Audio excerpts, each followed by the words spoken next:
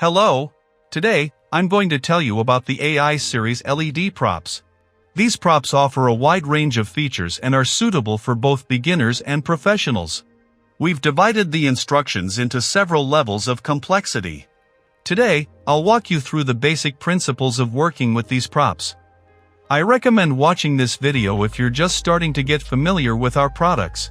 In this video, I'll intentionally simplify some points. Please make sure to follow the correct sequence of steps to avoid any mistakes. Today, we'll learn how to turn the props on and off, how to switch between operating modes, how to sync multiple devices, how to charge the props, how to change programs, and what to do if something unexpected happens. I'll be demonstrating everything using the POI. However, these instructions also apply to other types of props. If you only have one device, that's totally fine, nothing changes significantly. Let's start with the most important part. How to turn on the device. To do that, we need to find the main button. There's only one button. On the POI, it's located at the end of the device. You'll easily find it on other types of props as well. To power on the device, press and hold the button for 2 seconds or longer. Hold the button, and the device turns on. Let me show you the same process on another device. If I press and hold the button for less than 2 seconds, the device won't turn on. Whenever you press the button, the battery level indicator is displayed. I'll explain that part a bit later. If I hold the button for more than 2 seconds, the prop powers on. Once the device is on, it begins displaying the images that are loaded onto it. The images play in a specific sequence. We call this sequence a show program. You can change the show programs on the prop. I'll explain how to do that later. For now, let's go over the different operating modes. There are 3 operating modes in total. One is when the device is on and playing a program, which is what you're seeing now. There's also a standby mode and an off mode. Let's take a look at standby mode. To activate it, press and hold the button again, but this time, release it when you see a single blue LED light up. In standby mode, all the LEDs on the prop turn off except for that one blue LED. Standby mode is useful when you want to start the program at a specific moment. To do this, just press the button on any of the devices. That's it, the program will start playing. To re-enter standby mode, simply press the button again. As you can see, the mode activated on both devices at the same time. That's because once the props are turned on, they automatically form a synchronization group. This means any action you perform on one device is mirrored on all the others. So, if you start playback, it begins simultaneously on all props. Now let's take a look at the next mode, when the device is turned off. The device can only be turned off from playback mode. So, if the device is in standby mode, just press the button once to start playback. Then, to turn the device off, press and hold the button. But this time, don't release the button when you see the blue LED, keep holding it until the battery level indicator appears. Once the charge indicator shows up, let go of the button, the device will turn off. As you saw, only one device turned off, the second one is still on. Turning the device off is done separately, meaning synchronization doesn't apply here. You'll need to power off each device individually. Let's do the same thing with the second device. We press the button to start playback, then press and hold again until the charge level appears. Once we release the button, the device turns off. When turning the device on or off, the battery level indicator appears. There are 4 charge levels in total. As you can see, the first LED is red, that means low battery. If you see only one red LED, the device needs to be charged. The next level is blue, that indicates less than half a charge. At the blue level, you can still use the props, but the battery won't last long. The next level is a single green LED, that means more than half a charge. In this case, you can use the props without any limitations. A full charge is shown by 2 green LEDs. The props charge via a regular USB Type-C cable, the same type used for most modern smartphones. The cable is included with the props. A charger is not included. You can use any USB charger with an output of up to 2 amps. Let's try charging the device. First, connect the cable to the charger, then plug it into the prop. I already have the cable connected to the charger, so I'll just plug it into the prop now. We connect it to one device, and then to the second. Once the charger is connected, you'll see a red LED indicating that the device is plugged in. After that, press the power button just once. You'll see an interactive indicator showing the charging process. Do the same on the second device. While charging, the LEDs will blink. You'll see one red LED, then a blue one, and so on. When the device is fully charged, all 4 LEDs will light up and stop blinking. At that point, you can unplug the device from the charger. Charging usually takes about 1 to 2 hours, depending on the type of prop. Try to charge the props as regularly as possible. We recommend charging them after each use. This way, your props will always be ready to go, and it will help extend battery life, too. Once charging is complete, disconnect the cable and you're ready to use the prop again. Now let's move on to the most advanced part, how to control the props remotely and how to change the images loaded onto them. To do that, we use a special web interface that's built right into the props. To access it, you just need a modern web browser. So most likely, you won't need to download or install anything extra. I'll show you how to manage the props in 3 different ways using 3 different devices. If one method doesn't work for you, you can try another. I recommend watching all 3 methods first and then trying them out with your own props. So, to use the web interface, we first need to power on the props. As I mentioned earlier, press and hold the button to turn them on. You can immediately switch the props to standby mode if you'd like. Let's also turn on the second device.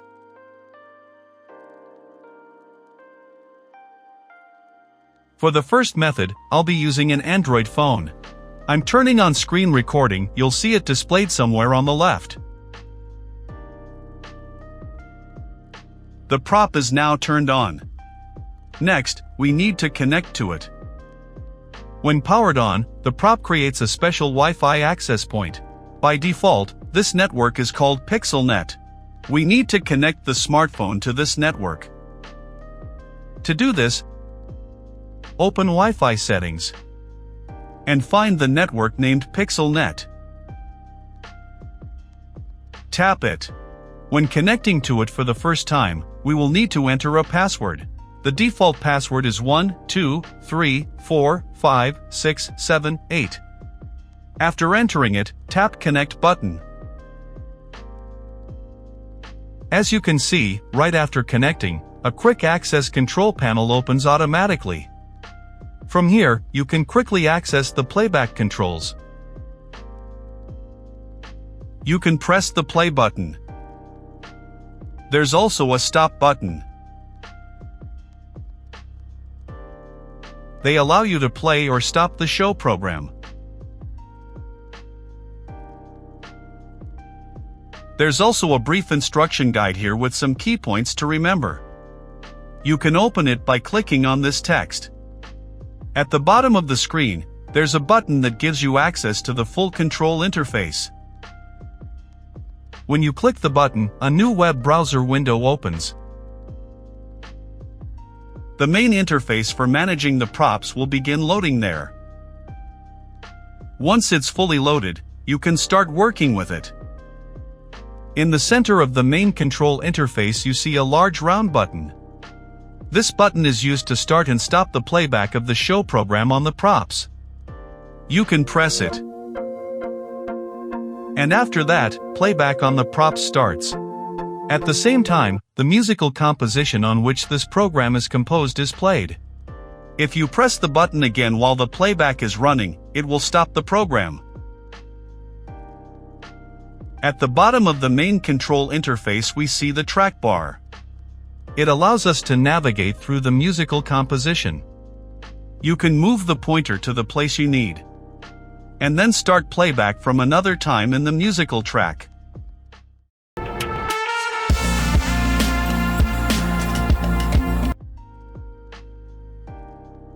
What else can we do here? In addition to basic playback controls, we can change the settings of the props and also create a brand new program using a special built-in AI mode. If you tap the AI button, it launches a smart program creation tool that helps you quickly generate a program. It may take some time to load the images that are currently loaded onto the props. After the program has loaded in the center of the screen, you'll see the current show program that's already saved on the props. To the left and right, you'll find several alternative image options that you can freely choose from to customize the program to your liking. So, if you don't like a specific image or just want to experiment, you can easily replace it by tapping the arrow buttons or by swiping sideways to scroll through the suggestions. You can also create a brand new program right from this interface. To do that, simply tap the Create button, and a prompt will appear asking you to confirm that any unsaved changes in current show program will be lost. Make sure you're ready, then tap Confirm, and the AI engine will automatically begin generating a new program for you. The creation process takes a bit of time. The exact duration depends on how long your selected music track is, and how many image sets are being used in the composition. Longer compositions with more visuals may take slightly longer to process. Once the program has been generated, it won't be saved automatically. At this point, the previous version of the program is still saved on the props and will continue to be used unless you manually replace it. To save the newly created program and upload it to your props, you'll need to tap the Save button. Only after that action will the upload process begin, and the new program will start transferring to the connected devices. You will know the upload is complete when the green LEDs on the props light up. In the interface, at the bottom of the screen, you'll also see a notification message confirming that the new program was successfully saved to 2 devices. This means that both devices have been loaded with the new show program and now contain the same version of the program you just created. Once everything is saved properly, you can close the Smart Mode interface by tapping the Close button, and return to the main interface. From there, simply hit the Play button to start the new show program. You'll now see the new show program playing on both props, just as you designed it. Inside the central circle on the screen you also see thumbnails of images that alternate sequentially. They show which image is currently playing on the prop.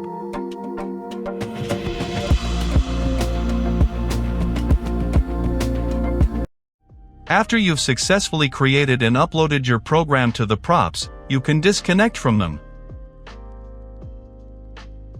But before you do that, I highly recommend taking one small but important extra step to avoid accidental reconnections later. Go back into your device's Wi-Fi settings. Find the PixelNet network in the list of saved networks and turn off the option to auto-connect to it. Then confirm your changes. Once that's done, you can disconnect from the props. To do this, simply turn Wi-Fi off and then back on again. This way, your phone will no longer automatically reconnect to the props unless you manually choose to do so. The next time you want to reconnect, just tap the PixelNet network again from the Wi-Fi list. After that, the quick access window will pop up just like before. Let's disconnect from the prop now. And I'll show you the next method for controlling it. For the second method, I'll be using an iPhone. It's very similar to what we did before. First, we need to connect to the PixelNet network. So, open your phone's Wi-Fi settings.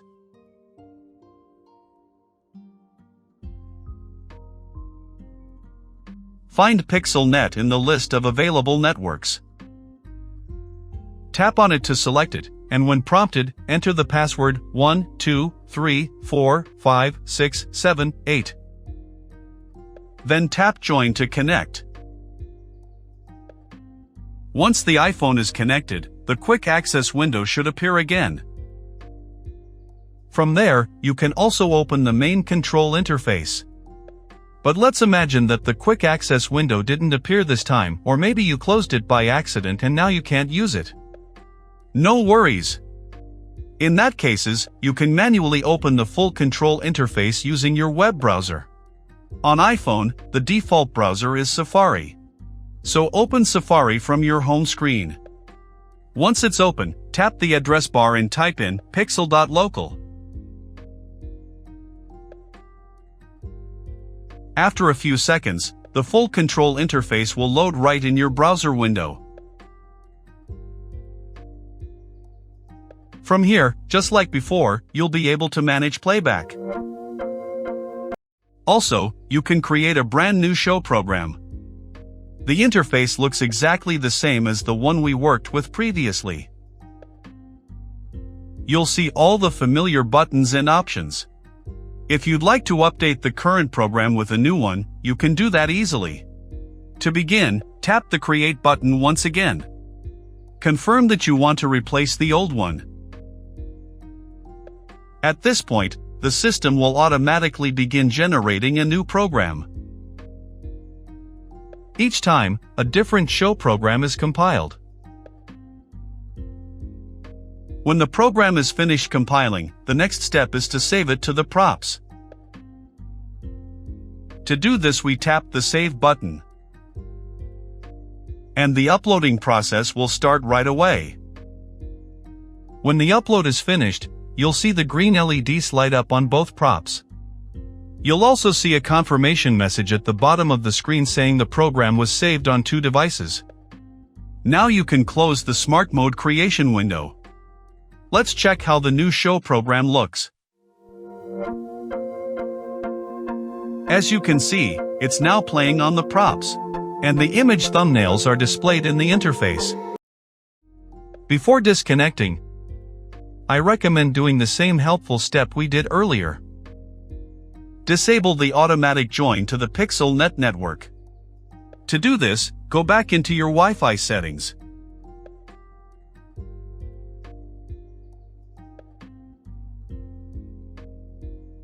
Find PixelNet network in the list. And toggle off the auto join option.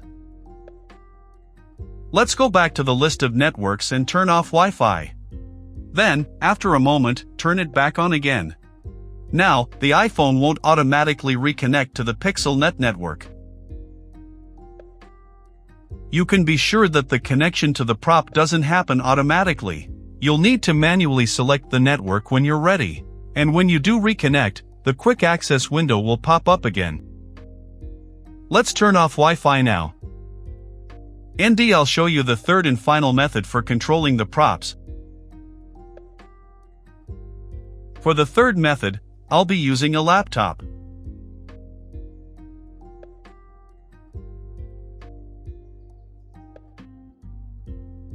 The steps are pretty much the same as before.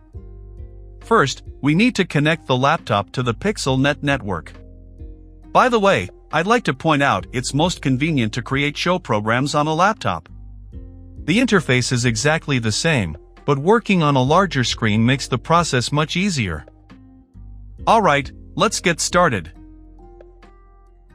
Open the list of available networks. Find PixelNet and select it.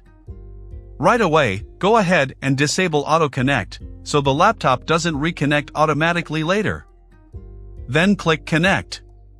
When prompted, enter the security key 1, 2, 3, 4, 5, 6, 7, 8.